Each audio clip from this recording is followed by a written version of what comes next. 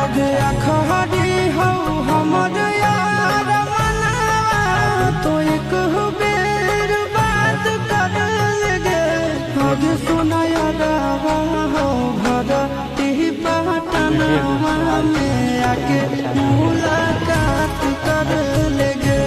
आगे सुनाया रवा हो घर ती पटनावा में आके मुलाकात कर लगे आगे चली जाइबा छोड़ी के दुनिया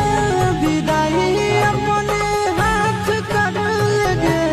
आगे सुनाया रवा हो घर की पटनावा में आके मुलाकात कर लगे आगे सुनाया रवा हो घर